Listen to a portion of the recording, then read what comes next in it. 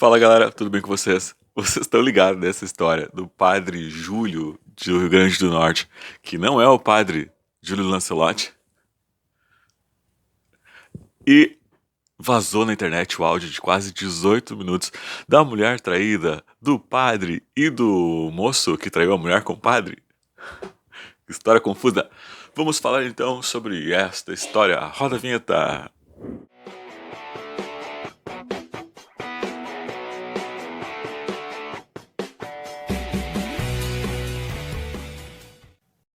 Eu ouvi os quase 18 minutos de áudio, mais precisamente 17 minutos e 53 segundos, em que a mulher expõe o padre Júlio de Rio Grande do Norte e o marido dela, o Breno, que ela descobriu que estava tendo uma relação com o pároco, me puxei agora, com o padre da cidade, da chifruda, da corna, da traída. Gente, eu analisei então Não sei porque eu tô rindo, né? Porque essa história, na real, é uma história muito triste. Mas vamos lá, né? Vamos falar dessa história. Eu analisei então os 17 minutos e 53 de áudio. E eu destaquei aqui algumas coisas que eu gostaria de falar sobre essa história um tanto quanto inusitada, só que nem tanto, né? Vamos colocar a nossa melhor expressão de surpresa no rosto, né? Porque padres gays não são novidade nenhuma, né? Então a gente tá aqui fingindo surpresa, tipo, oh meu Deus, um padre gay, e tá todo mundo igual aquele meme da mulher que vê o buraco, né? Na rua, estou chocada, estou passada. Mas, né, na real, não é novidade pra ninguém, mas enfim. Então, pra quem não sabe dessa história, que eu acho muito difícil, né? Porque tá aí desde que surgiu já as primeiras notícias, a galera enlouquecida no Twitter, está no Trending Topics há mais de 24 horas no Twitter essa história.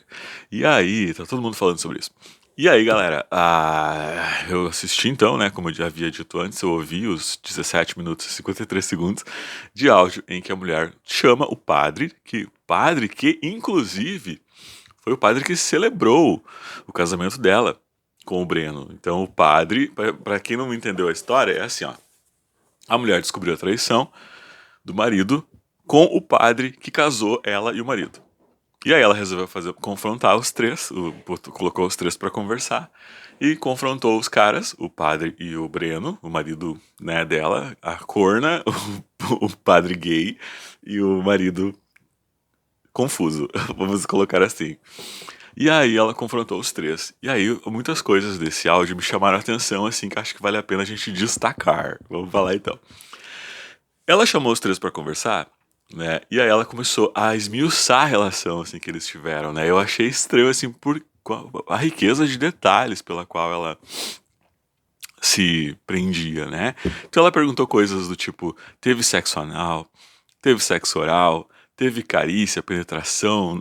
Ela queria saber detalhes assim os mais sórdidos. Ela diz assim: eu quero saber todos os detalhes, eu quero os detalhes sórdidos, ela disse. Inclusive me chamou muita atenção assim por ser uma discussão muito civilizada entre os três, assim, né? O padre ali tentando esclarecer da melhor maneira possível que tudo aconteceu antes do casamento, que após o casamento eles respeitaram a mulher e aí eles decidiram que eles não iriam mais se encontrar. E aí o Breno fica ali naquela situação, ela confronta os dois, ela confronta informações para ver se eles estavam, se as informações batiam ou não, e ela ficou aquele interrogatório dos dois, assim, bem CSI mesmo, assim, bem policial, assim, não tá fechando, as histórias não estão fechando. Eu acho que depois se ela ainda pudesse, ela entrevistaria eles separadamente para ver se eles iam cair em contradição, assim. Então ela queria saber tudo, os detalhes mais sórdidos, se teve penetração, se não teve penetração anal. Ela fala ainda, né? Teve penetração anal? Sim ou não? Fala aí, Bruno. Teve ou não teve? Não, não teve. E o padre, não teve, Bruno? Breno, aliás. E eles ficavam naquela assim, e aí, carícia? Teve carícia? Mas eu acaricio todo mundo, disse o padre. Eu abraço todo mundo. E enfim, né? Ficou aquela coisa assim, teve sexo oral? O padre, não, não teve. O Breno teve, sim. E eu acho engraçado que ela, em vários momentos ela dizia assim pro padre, né? Padre, não haja como se isso fosse uma coisa normal, padre, porque não é normal. Ela dizia pro padre, e o padre dizia, não, eu sei que não é normal. Mas aí normal em que sentido, né? Eu fiquei me perguntando assim, porque é normal por... Não é normal ser gay? Ou é normal um padre ter relações sexuais com um paróquio? Eu não sei esses termos de religião. Então, o pároco ter com um fiel relações sexuais. O que era não era normal? Era não ter relações sexuais? Ou era ser gay não era normal? E ela dizia, né? Isso assim, ela perguntava muito isso assim pro padre. Ela queria uma reação emocionada do padre. Na real, a gente sabe que ela estava gravando. Por quê? Para poder usar isso como prova depois, né? Então ela ficava fingindo uma certa uma certa normalidade para obviamente para não para fazer, para tentar fazer com que eles falassem o máximo possível, né? Então ela estava ali instigando eles, mas no fundo ela estava gravando, então ela tinha que manter a linha assim, tipo, uma atriz, a mulher é uma atriz. Quem é essa atriz? Globo, contrate essa atriz. Então achei que foi uma discussão bastante civilizada desse ponto de vista, porque ela continuou, ela manipulou os dois para os dois falarem o máximo possível, assim, sem que ela fizesse escândalo, porque ela já tinha premeditado a história ali de gravar. E aí foi uma discussão bastante civilizada, inclusive uma hora ela diz assim pro padre, fale baixo, padre, eu não quero escândalos, eu não quero que ninguém saiba, eu poderia ter feito um escândalo, mas eu não vou fazer escândalo. Só que no fundo ela tava gravando pra depois usar isso pra, sei lá o quê, divulgar pras pessoas. Escândalo maior que esse, né? Vou convidar. Tá, e aí, vamos, fale baixo, padre, ela dizia para ele, fale baixo, padre, eu não quero escândalos. E ela insistia que ela queria saber os detalhes mais sórdidos, inclusive de quantas vezes eles ficaram, aonde foi, se foi na casa do padre, quantas vezes o Breno foi na casa do padre, o Breno dizendo que é uma vez e o padre, uma vez só, Bruno? Não foi, Breno, numa vez só, Breno. Quantas vezes eu vou errar o nome do cara? E o Breno dizia uma vez e o padre dizia não, foram umas 2 ou 3 vezes.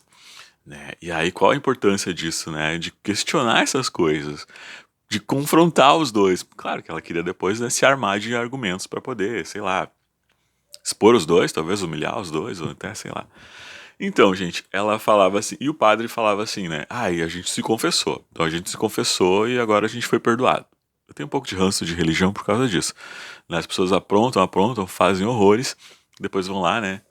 Não tô falando de sexo nem de nada assim, tá? De acordo com as regras de determinada religião, é o pecado, enfim, mas fazer maldade para as outras pessoas, prejudicar os outros, envenenar animais, depois vai lá na igreja, reza, pede perdão, ai, tá tudo liberado, já zerou, tá novo. Tem um pouco de ranço com esse tipo de religião. E ela usou palavras como orgia, e o padre disse, não, não foi uma orgia. O padre queria minimizar, né? Não foi uma orgia, você sabe muito bem o que é orgia, e não foi uma orgia, o que a gente fez não foi uma orgia. Mas a gente sabe que é errado, a gente já rezou, e a gente já pediu perdão e tá tudo certo.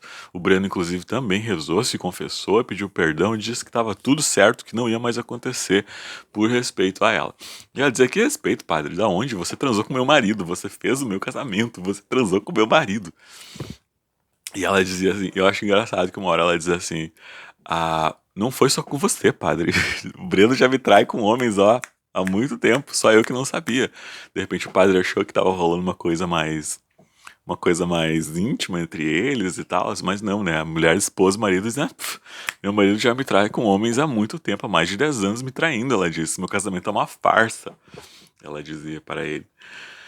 E aí, né, mais uma vez, então, ela fez toda essa, armou essa cilada, uma cilada Bino, e colocou o padre e o cara, assim, né, numa situação bastante constrangedora em que ambos foram expostos. E coisa que não se faz, eu acho, né? Lava roupa suja em casa, gente. Pra que expor na internet essas coisas, assim? Mas a gente vive na era da exposição, né? As pessoas querem se expor, elas querem entrar em evidência, seja por qualquer coisa, elas querem os holofotes. Então elas acabam, né, se expondo a vida pessoal, expondo as outras pessoas, criando problemas para todo mundo. Assim, o padre foi exonerado, não sei se é exonerado que fala a expressão, o padre foi lá expulso da igreja, não sei, né? O Breno foi exposto também, a mulher foi exposta também, ela se expôs a toda essa questão aí de ficar, né, nessa situação em que todo mundo vai falar dela agora, né, da vida dela e tal.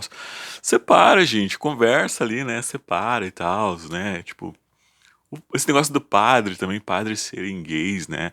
A gente já viu isso também há anos e anos e anos, a gente vê no Vaticano, casos de, infelizmente, de pedofilia, né? Ser gay não tem problema, mas ser pedófilo tem problema. Então os padres são pedófilos, os padres são gays enrustidos, homossexuais, muitas vezes eles até entram para a igreja para poder dar uma satisfação para a sociedade, para a família, assim, porque dentro da igreja eles estão protegidos, né? E tem a igreja católica, que tem aquela coisa da grana, eles têm muito dinheiro, é uma igreja muito rica, e tem as doações, tem os padres carismáticos, Fábio de Mello, não tô dizendo que Fábio de Mello é gay, hein, gente, pelo amor de Deus. Fábio de Mello, o próprio, aquele altão que era fisiculturista bombadão, depois ficou magro, Marcelo Rossi, o padre Júlio Lancelotti, não tô dizendo que eles são gays também, mas acho que o que mais tem uma postura de padre que realmente faz alguma coisa pelas outras pessoas é o padre Júlio Lancelotti, que foi lá e quebrou lá os negócios para os moradores de rua poder, pessoas em situação de rua poder dormir lá e tal. De todos os padres, eu acho que o único que se salva é o padre Júlio Lancelotti. Esses outros carismáticos que ficam lá tirando foto no Instagram de roupinha apertadinha, de não sei o que faz harmonização facial, que não sei o que vai lá e reza uma missa, vai lá, participa de um programa aqui, participa de um programa ali. Isso aí é padre de telão, né? Que só quer aparecer. E as pessoas gostam porque eles são bonitos, porque eles são charmosos, meio que tem um crush no padre, não sei o que e tal. Então, assim, a gente sabe que os padres têm essa coisa dúbia, né? Essa coisa da sexualidade, que a gente sempre, nunca vai saber exatamente. Ao mesmo tempo que todo mundo fica, oh, um padre gay, mas, né, no fundo a gente sabe que isso é muito mais comum do que a gente imagina. E essa exposição desnecessária, eu acredito que resolve em casa, gente. Fala lá, separa, pronto, acabou. Não precisa fazer um espetáculo disso. Enfim, mas fica aí então o meu comentário sobre essa questão do padre gay do Rio Grande do Norte, que foi, né, pego nessa situação aí, que quebrou a internet. Mais uma vez, a internet que adora um escândalo. Então, galera, eu ia usar o áudio, né, mas aí o áudio tá bem baixinho mesmo, aparece mais a voz dela, não aparece a voz do Breno e nem do padre, bem baixinho a voz deles. Então o áudio está disponível na internet, né, basta jogar lá naquela rede coreana, que começa com TT, né, não é o Twitter, TikTok.